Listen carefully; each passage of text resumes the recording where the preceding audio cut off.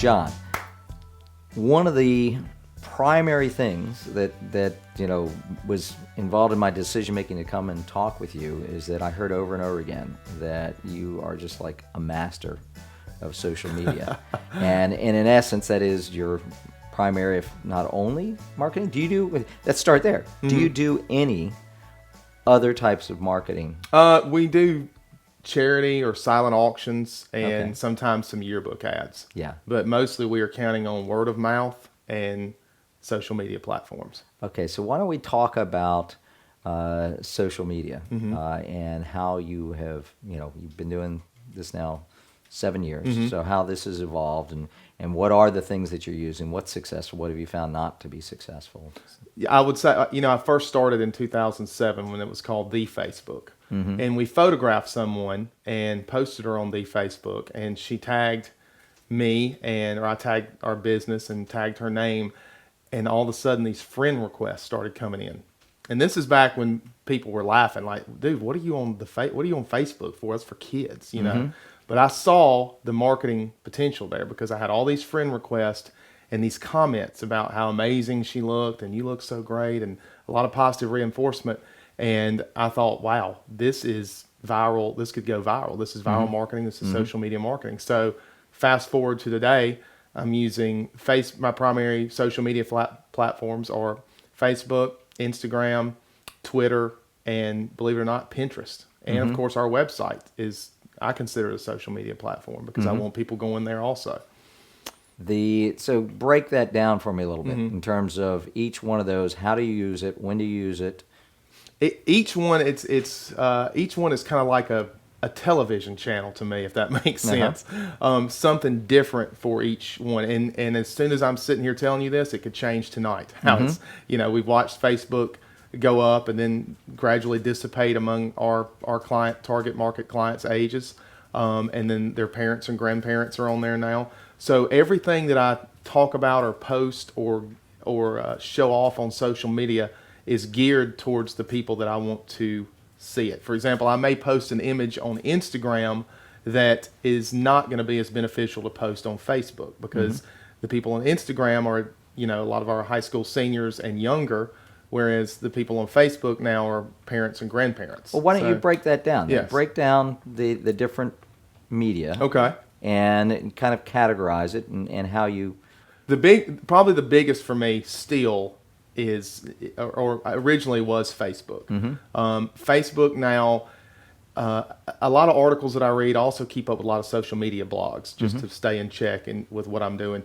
But a lot of the Facebook blogs or the social media blogs talk about the mass exodus of teens that are leaving Facebook, which is true to a certain extent. But when they do visit, when they've gone from 8 to 10 times a day to once a day or once every other day, they're still coming there.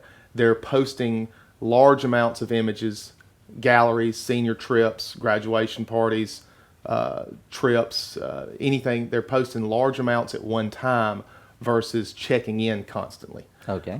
So that's a huge change. Also, parents and grandparents are extremely involved. I mean, my dad is, my parents are in their 70s and they're on there every day. My mom keeps up with me through Facebook, so which is great.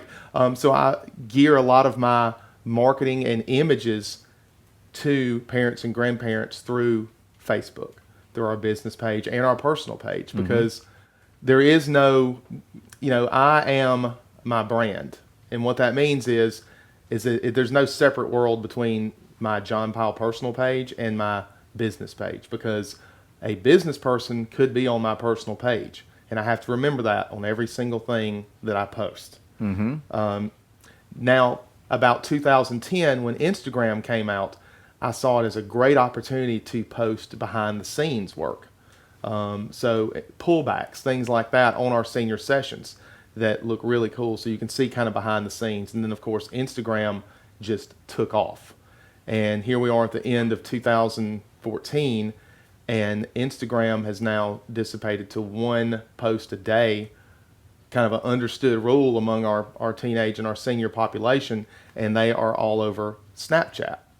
So you have to, there is no set in stone rule for doing social media. But the only constant is you have to be involved and you have to pay attention to the trends and you have to target your message specifically to each platform. Even though it's specific, it has to be brand consistent, if that makes sense. I know that's a lot to take. I'm getting it. Okay. So for this old guy, Yes. Yes. what are the things that you are posting on Facebook? How do you use it specifically? Let's just start with Facebook. Okay. Start with Facebook. I tend to post a lot of headshots, big, beautiful portraits on the Facebook page that moms and grandmas absolutely love, and grandparents and parents. Attention grabbing pictures. Not as much lifestyle, behind the scenes, casual, fun stuff that I reserve for other social media platforms, because I want to target that population on Facebook with those large, beautiful headshots. So that's kind of what I gear Facebook towards. All right, and then the other. Let's just break each one of them down. Okay. And not only that, so so that is your actual sessions. Then you're posting your session images, not Facebook, not selfies. Yeah, exactly. That's what I'm kind of getting at. Is Facebook, our different. Facebook business page, I reserve for high quality DSLR images from sessions. Announcements that have to do with our photography business, like y'all coming here, Right. was a big announcement. So that's out there. And then reviews of our photography business. We take we kind of tell our seniors, hey, if you send us a review in your own words of how your session went and what you loved about it, we'll post one of your pictures with it for our website and for Facebook, because I want the parents and the grandparents to see a quality review coming from a mom or a senior about what we do. There's a lot of photographers out there, and it's a big sea of mediocrity. Yeah. So I want an image that's going to stand out tremendously when someone's scrolling down the wall of their Facebook feed. Yeah. Okay. So I really want a high quality DSLR image Okay. from that. So pick another. Instagram is, I mix the two, actually. I throw a DSLR image up there, but I throw a lot of behind the scenes. With Instagram, my target population is the senior and younger. And, the thing about social media is that it's a double-edged sword. It's great to get your work out there. Yes, Yeah. it's great to get your work out there, but it puts you in a vulnerable spot, because a lot of people can comment good and bad while they stay hidden behind a keyboard or an iPhone. So with that population, I'm extremely sensitive to what I show on Instagram, because the last thing I want to do is post an image that could be seen a certain way, made fun of, put down, or make the senior look like they're trying too hard, trying to look like a model, or a guy that's forcing himself to look a certain way, because that could hurt our brand. Sure. So with Instagram, I'm more dialed into that age range, and a lot of casuals laughing, looking away, where it doesn't look like there's a lot of effort. Yeah. I want people to see John Powell Photography on Instagram and think, wow, that looks fun and easy. I don't want them to see the work and be like, well, I'm not really a model. I'm not this, and with all those, I'm not going to look good with that fashion gray backdrop or this. I want it to look easy and light and killer. Yeah. So that's more what Instagram is geared towards for me. And I occasionally throw a shameless plug of my own children on there, which is funny because my own children get more likes than a lot of pictures of me do. a lot of behind the scenes selfies that we do. So I want to be an open book to people. Right. I want them to feel like they know me when they come, because it does. I mean, we have people all the time say, I feel like I know you from following you on social media. Yeah. And interjecting some personal in there lets people feel that way, and I like that. And then Pinterest, you mentioned? Pinterest, if you look at the Google Analytics from our website, Pinterest is the third or fourth consistent referrer to our website. I know people think that what did I see one time, a joke is that Pinterest is the female version of fantasy football for guys. but Pinterest is great because it allows me to post and share images across different from different fashion blogs or brands that I like Ralph Lauren or J. Crew or Vineyard Vines or something. So when people go there, they see what John Powell Photography kind of aligns itself with. Okay. And it's consistent with the quality of work that I want to put out, you know. So if I've got these quality images on my Pinterest page and with the brands that I associate myself with, it bleeds over into our brand and there's a connection there. And it refers people. Occasionally we share on our Pinterest board some of our images, and it links right back to our website. Gotcha. And Pinterest is great because it's, we have somebody that helps us pin.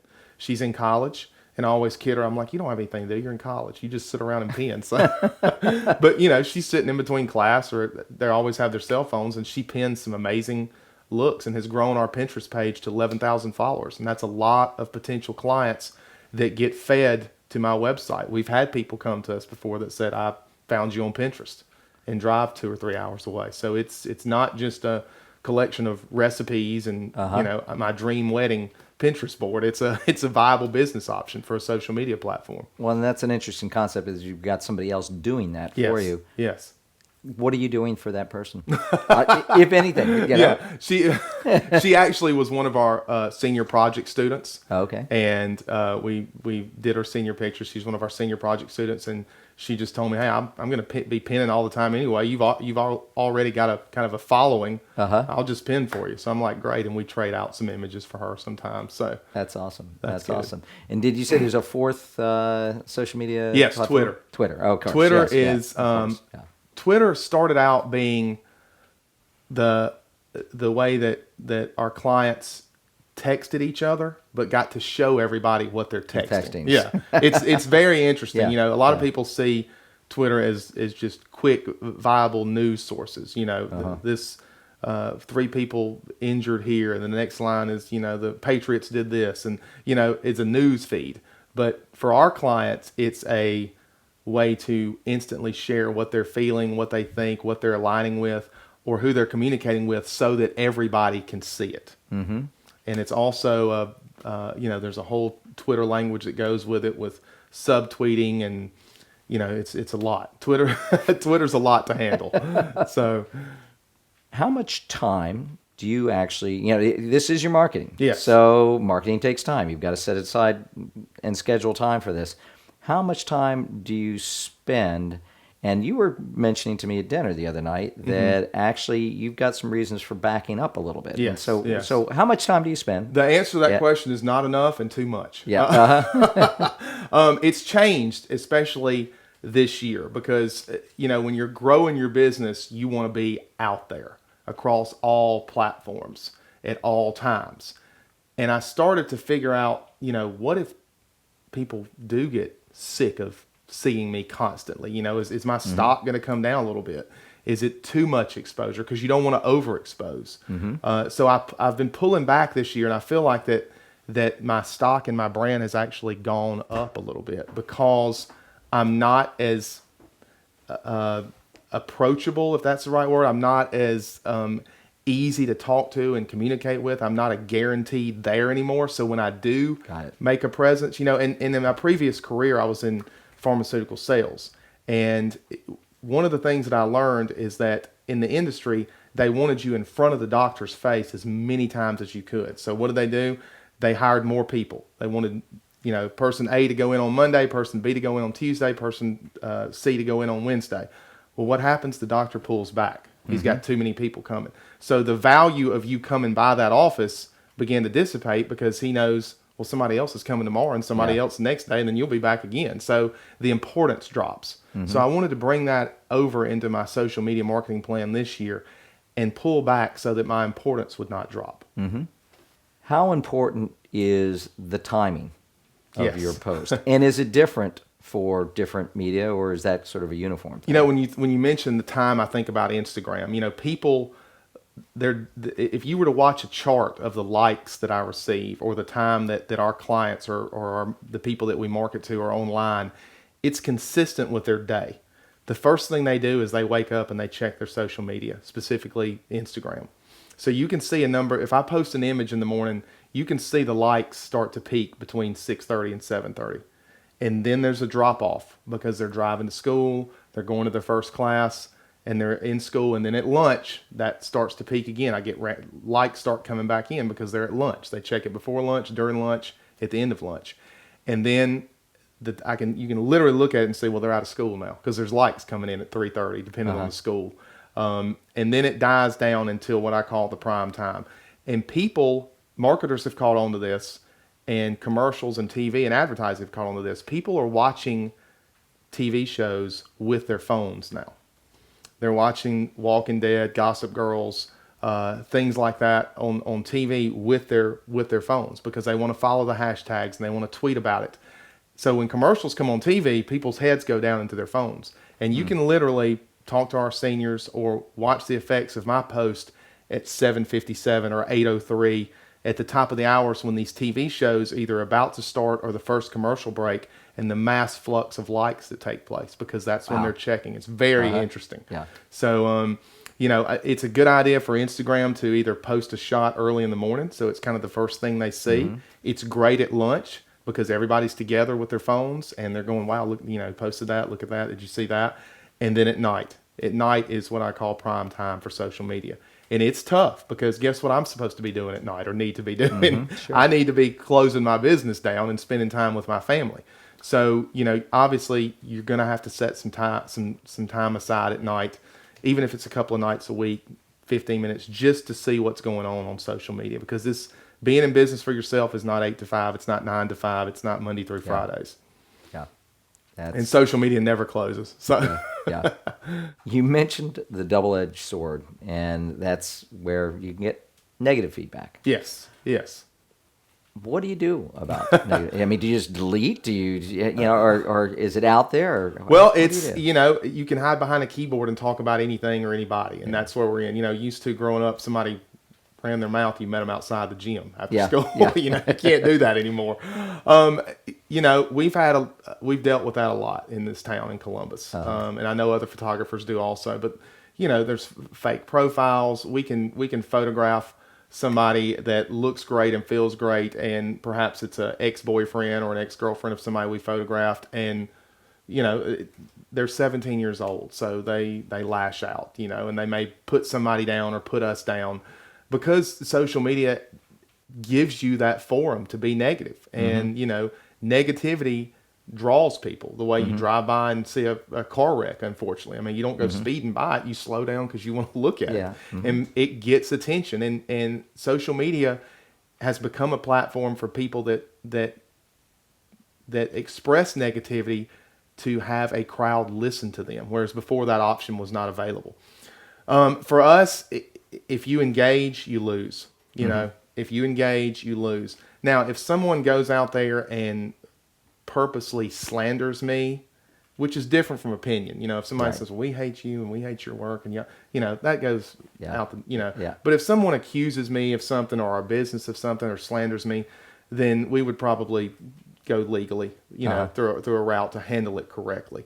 But, most of the time it's just, that's the age and that's what you're dealing with. So just don't play and let other people maybe respond. Yes, because once you respond, they got you. Yeah.